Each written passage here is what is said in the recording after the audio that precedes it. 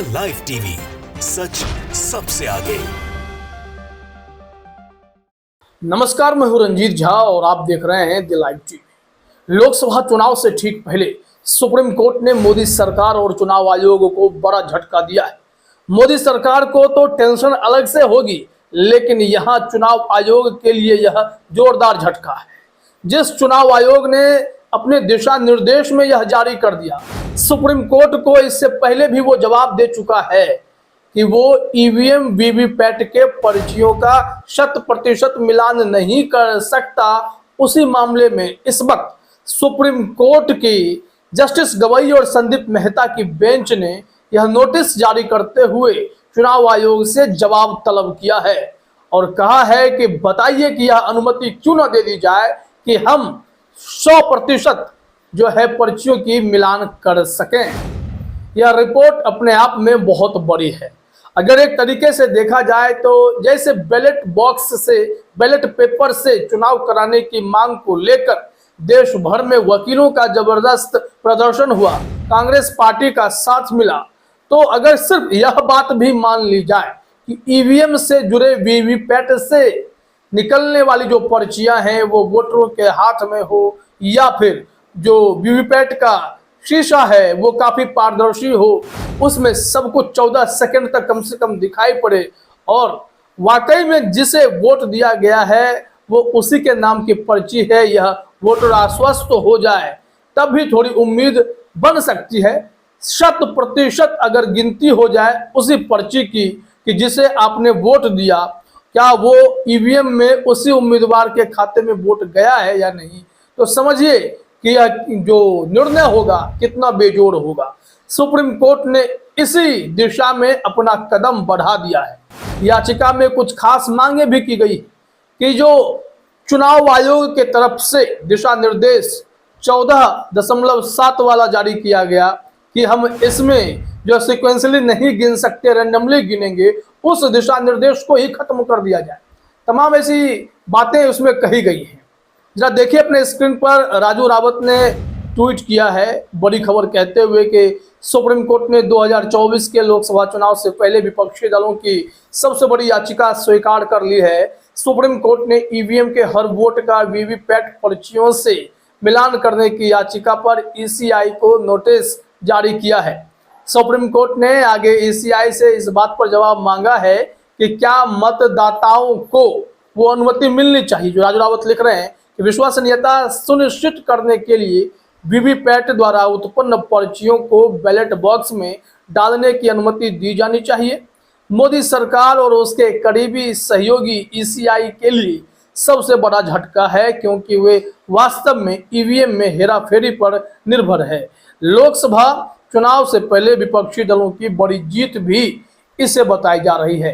हालांकि आपको बता दें कि इस तरीके से जब भी चुनाव आते रहे हैं तो नोटिस जारी होते रहे हैं और कभी कभी तो जजों को यह कहना पड़ जाता है। प्रशांत भूषण एडीआर की तरफ से इस मुद्दे को लगातार उठाते रहते हैं, तो प्रशांत भूषण को जज साहब कह देते हैं कि भूषण जी, कितनी बार इस याचिका को चुनाव से पहले आप हमारे सामने लेकर आइएगा। पूर्व में जस्टिस खन्ना, जस्टिस एसबीएन भट्टी साहब यह कह चुके हैं कि ऐसा करने से कोई खास फायदा नहीं होगा, इसके उलट चुनाव आयोग का बोझ बढ़ जाएगा, काम बढ़ जाएगा। चुनाव आयोग भी इसे ही व्यवहारिकता के तौर पर जो है गलत बता रहा है कि ऐसा करने से जो मत काउंटिंग की प्रक्रिया है, वोट काउंटिंग की प्रक्रिया है, वो काफी लंबी पड़ जाएगी और ऐसे में नतीजे आने में देर हो जाएंगे। लेकिन चुनाव आयोग के सीसी राजीव कुमार साहब अगर दूसरे देशों में बैलेट पेपर से चुनाव कराकर कुछ दिनों का वक्त लेकर अगर गिनती कराई जाती है, तो भारत में ऐसा क्यों नहीं। अगर थोड़ा वक्त लगेगा लेकिन लोकतांत्रिक तरीके से सारी चीजें होंगी, निष्पक्षता, पारदर्शिता दिखाई पड़ेंगी, तो दिक्कत क्या है, इसका तो जवाब देना पड़ेगा। और सुप्रीम कोर्ट ने इसी आधार पर नोटिस भी जारी किया है। बारन बेंच की हमारे पास रिपोर्ट भी है, वो रिपोर्ट हम आपको दिखाते हैं, क्योंकि यही चुनाव आयोग है जिसमें आयुक्तों की नियुक्ति के लिए मोदी सरकार ने सुप्रीम कोर्ट के आदेश को ही पलट दिया। जबकि सुप्रीम कोर्ट ने कहा था कि हम जब चुनाव आयुक्त की नियुक्ति करेंगे तो उसमें सुप्रीम कोर्ट के सीजेआई का भी दखल होगा। और लीडर ऑफ अपोजिशन भी होंगे, फिर प्रधानमंत्री भी साथ में रहेंगे और जब फैसला होगा तो निष्पक्ष फैसला दिखेगा। लेकिन यहाँ पर मोदी सरकार ने उनके आदेश को पलटते हुए यह कह दिया कि मैं रहूंगा। प्रधानमंत्री जी ने कहा मेरे पसंद का एक आदमी रहेगा और लीडर ऑफ अपोजिशन रहेंगे जो चुनाव आयुक्तों की नियुक्ति करेंगे। लेकिन जब फैसले की बारी आएगी तो 2-1 से हमेशा सरकार ही जीतेगी, क्योंकि एक मोदी जी दूसरे उनके ही चुने हुए आदमी होंगे। अब यहाँ से एक बात और गौर करने वाली है, वो यह है कि आप देखेंगे अचानक से चुनाव आयुक्तों के 2 पद खाली पड़ गए। एक तो रिटायर हो गया रूपचंद्र पांडे, दूसरे जो थे इसमें यानी कि अरुण गोयल, जिनकी नियुक्ति ही विवादित थी, उनके खिलाफ भी मामला सुप्रीम कोर्ट में जाता रहा था, लेकिन वो चुनाव से ठीक पहले इस्तीफा देकर निकल पड़े और फिर वहां दोनों सीटें खाली होने के बाद अकेले पूरी जिम्मेदारी से राजीव कुमार के पास पहुंच गई। तो आनन फानन में सरकार ने जो नियुक्ति की उसमें चाहे वो ज्ञानेश कुमार गुप्ता हों या फिर सुखबीर हों, तो ये सब ऐसे नाम आए जिसको लेकर विपक्ष ने आपत्ति जाहिर की कि लास्ट मिनट में यह नाम फाइनल किया गया, इसमें भी पारदर्शिता नहीं है। नोटिस तो जारी कर दिया गया सरकार को, लेकिन इस मामले में सुनवाई कब कैसे क्या होगी इस पर दिशा निर्देश तय नहीं है।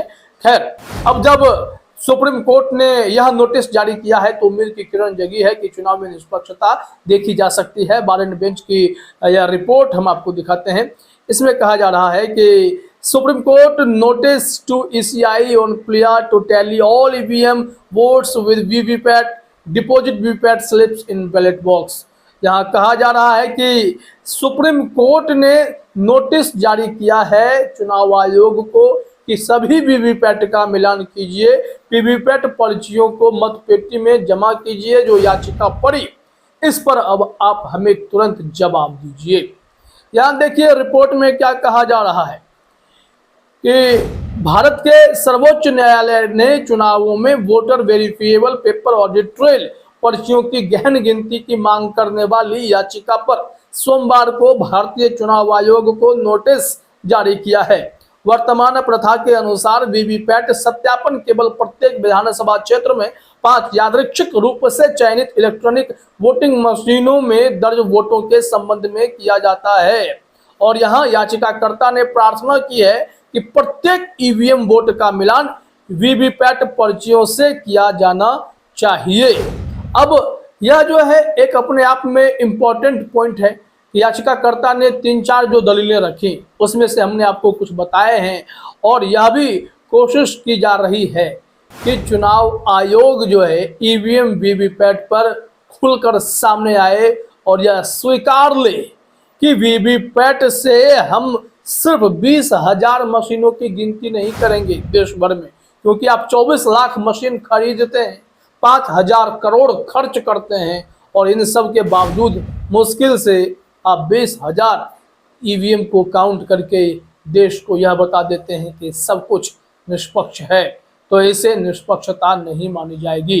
यहाँ कहा गया है कि याचिकाकर्ता ने यह निर्देश देने की भी मांग की है कि मतदाताओं को वीवीपैट द्वारा उत्पन्न पर्चियों को मतपेटी में भौतिक रूप से डालने की अनुमति दी जानी चाहिए, ताकि यह सुनिश्चित हो सके कि मतदाता का मत रिकॉर्ड के अनुसार गिना गया है। अभी तो सब मशीन करती है, ऑटोमेटिक सब हो जाता है। आप देखें एक झटके में देखें, अगले पल वो स्लिप कहाँ जाएगा आपको पता नहीं चल पाता है। अब ऐसे में जो अरुण कुमार अग्रवाल ने यह याचिका डाली है उस पर जस्टिस गवई क्या करते हैं, जस्टिस मेहता क्या करते हैं, इंतजार कीजिएगा, लेकिन यह देश हित में बड़ा निर्णय होगा। फिलहाल इस वीडियो में इतना ही। आप सभी का हमसे जुड़ने के लिए बहुत बहुत धन्यवाद। द लाइव टीवी, सच सबसे आगे।